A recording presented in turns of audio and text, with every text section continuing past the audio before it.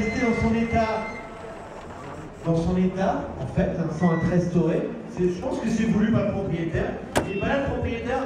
C'est toi le propriétaire également? Bon, bah, on rebonjour. Donc cette voiture, c'est une B12, je me trompe? Voilà, B12 de 1926, donc elle a toute une histoire. C'est un torpedo que je cherchais à l'époque. Et j'ai trouvé sur Toulouse, donc j'en ai pris deux pour en faire une. T'en as pris deux pour en faire une, sur Toulouse? Ouais, sur Toulouse. Il y a combien de temps ça remonte à quand? Ça fait une quinzaine d'années de ça, et donc c'est un gars qui vendait deux B12 pour... deux B12, il vendait... Deux B12 torpedo, attention, ouais. Torpedo. Donc l'autre a été complètement en épave. Donc ce que j'ai fait, on s'est bien amusé avec un copain. On a avec le plateau d'abord, et on a ramené les deux B12 sur le plateau.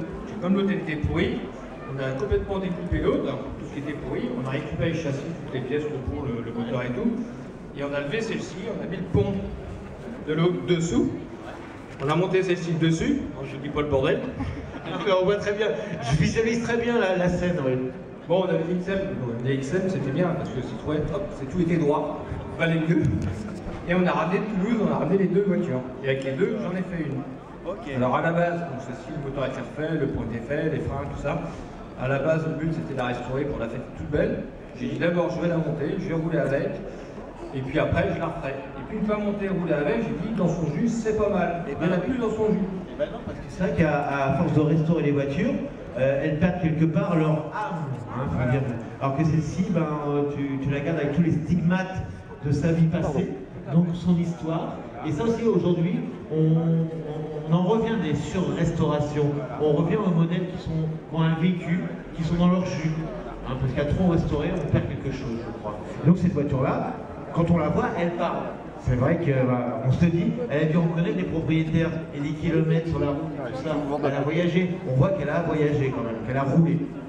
Donc c'est une auto-restauration une quinzaine d'années, donc en 6-7 ans, j'ai dû faire 10 000 km avec. J'ai fait les monts d'arrêt, on est parti en vacances avec. Pas mal quand même. T'es parti en vacances avec, carrément. Ouais. Combien? Alors on est parti à 3, mon épouse et mon gamin, avec une petite remorque mono que j'avais installée derrière, camping et tout, et puis on s'est dit on va faire les monts d'arrêt. Donc en 3 semaines de temps, on s'est dit il faut pas qu'il pleut, parce que s'il pleut on n'est pas de pareil. Est-ce que t'as pas de capote? Si, il y a une capote, mais il n'y a pas de côté. C'est ce qu'on appelle les torpédos. Il y a juste une toile au-dessus, mais pas sur les côtés. Et on a eu une journée de pluie. C'est le 26, le 28, ça s'arrête. Parce que la pluie. Mais t'as vu, elle a son double pare-brise. C'est l'inconvénient, c'est sûr, de ce genre de voiture. Quand il pleut, c'est pas pratique. Donc c'est surtout ça.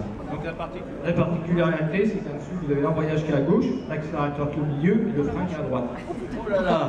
Alors là, je donne cette voiture-là à une blonde, elle va pas très loin. Même un...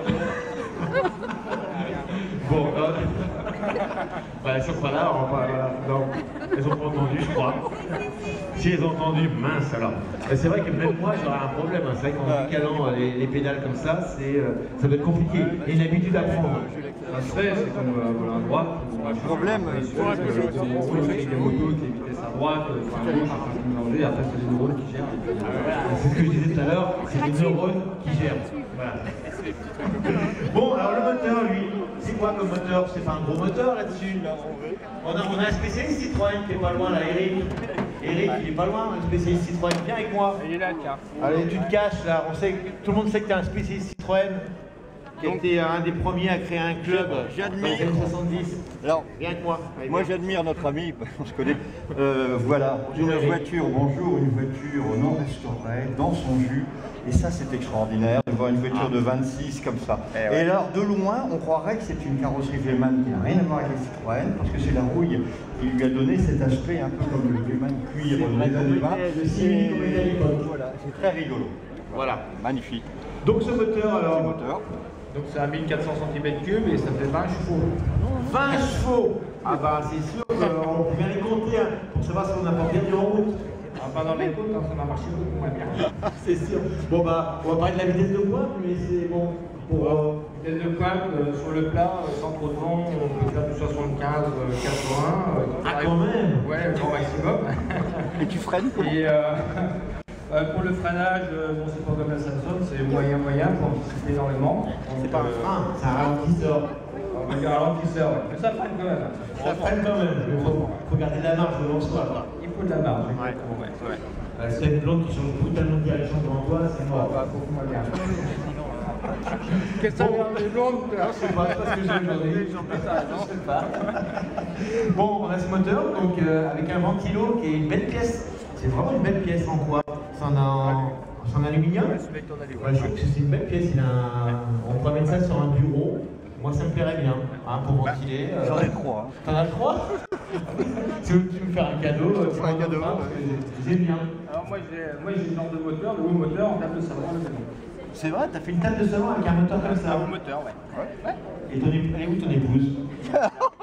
Ouais. Alors, on va parler de la table de salon, parce qu'au début, j'avais 2 moteurs, donc avec les 2 voitures, j'en ai fait un qui était super bon.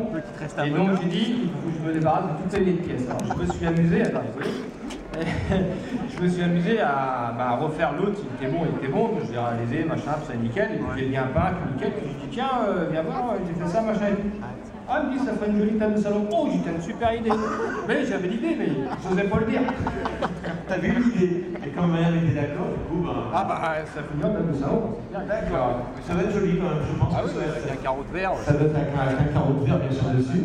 Ça doit être sympa. Hein, on va le démarrer, bien sûr, pour le salon. Ah bah non. Donc, on a aussi, alors... On a un coffre sur le côté, c'est quoi? La batterie de l'époque. Et j'ai la batterie d'époque. D'accord. Aujourd'hui, la batterie, elle est où alors? Ah, la batterie, elle est juste derrière, chez machin. Parce que, à l'origine, la batterie, elle se trouvait au niveau des marchepieds. elle ne passe plus maintenant les batteries modernes, parce que la batterie, c'était des batteries qui étaient longues. Comme une caisse à pinard en bois. D'accord. Donc c'est en bois, et quand tu prends dedans, je l'ai toujours d'ailleurs. Mais t'en trouves plus aujourd'hui, elles sont là. Elles sont larges comme ça, elles sont comme ça, ou comme ça, c'est des branches de batteries en civol, mais ces batteries-là, elle n'est plus en civol. Elle peut pas m'aider sur beaucoup, on a fait tout, donc je l'ai passé en 12 volts. D'accord. Aujourd'hui, donc, on a même une coffre de départ. Alors, donc, de l'autre côté, c'est le coffre, vous savez. Confirmez qu'il y a un coffre de côté sur les marchepieds. Absolument. Voilà, on confirme qu'il y a un coffre. On a combien de portes sur cette voiture? 4 portes? On a 4 portes. Ah, on a quand même 4 portes. On n'a pas de poignée. Pas de poignée, poignée intérieure uniquement. Ah, d'accord. Voilà. Non, c'est électronique. Ah, t'as... Bon, mais c'est un torpedo, donc on n'a pas besoin d'avoir les poignées extérieures. Alors, ce qui est intéressant sur cette voiture, c'est qu'on a 2 pare-brises. Voilà. Donc, on a un pare-brise pour les passagers. Alors, donc, c'est une option d'époque qui est rarissime d'ailleurs. Et donc, on a la marque derrière, il y a beaucoup de vent, beaucoup de turbulence. On mettait un double pare-brise. Avec un de simili pour raccorder. Et bien sûr, cette toile. La capote. On va pas la déplier, ça va être compliqué. Ah non, elle peut. Ah bah allez, le public, vous voulez la capote? Allez, on va mettre la capote. Protégez-vous. Là, ça. Voilà. Attention les doigts. Et voilà. Et voilà. On est protégé. On voit qu'à l'arrière, quand même, on est bien quand même avec le pare-brise. Ouais. On est même mieux à l'arrière, je pense que... Non, pareil. On est plus protégé des intempéries. Non, sans le pare-brise arrière, c'est insupportable. C'est vrai? Ah bah non. Si l'été, quand il fait bon, ça va, mais quand il fait froid, là... On voit bien que quand il pleut, quand même, il n'y a pas de protection latérale. Donc c'est vrai. La toile a bien été faite il n'y a pas longtemps, quand même. Ouais. Alors, le seul regret, c'est que quand je l'ai acheté, il n'y avait pas de toile, il n'y avait plus de capote, parce que quand le gars l'avait ramené, ben, la capote était partie sur la route, j'ai acheté la capote d'origine. Et les sièges, ils étaient bouffés par les rats, alors bouffés, donc on était obligé de faire une capote neuve et des sièges neufs. D'accord. C'est tout ce que tu as refait au niveau esthétique. Esthétiquement, ouais. C'est la capote et les sièges qui étaient vraiment bouffés par le temps et par les rats. Ça va être. Ah oui, là, c'est ouais, d'accord. Tu as refait aussi les marchepieds, je pense. Oui, il y en avait aussi. D'accord. Et pour les pneus, c'est pas trop compliqué aujourd'hui à trouver des pneus de cette dimension? Non, c'est toujours fabriqué par Michelin, et c'est les seuls d'abord qui fabriquent des pneus en 1240. Michelin aujourd'hui fabrique tout, mais pas toujours à des prix très compétitifs. Faut pas parler de prix. Bon.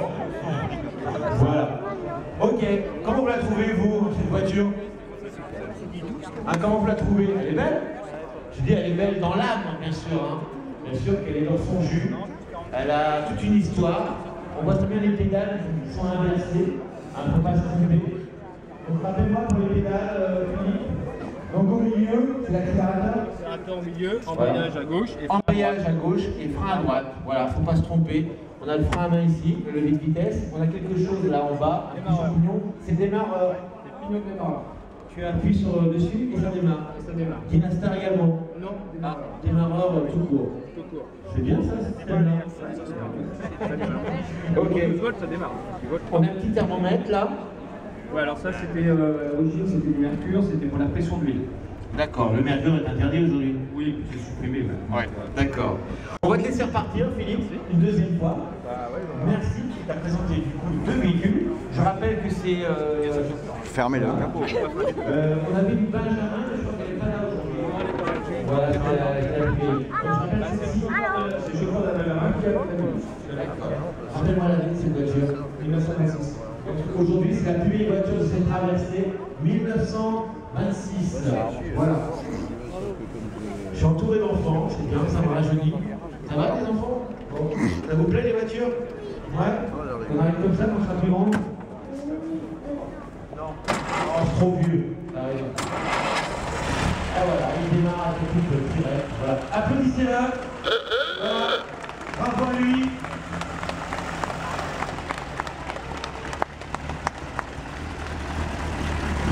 Il est midi, on attend du temps devant nous. Il nous reste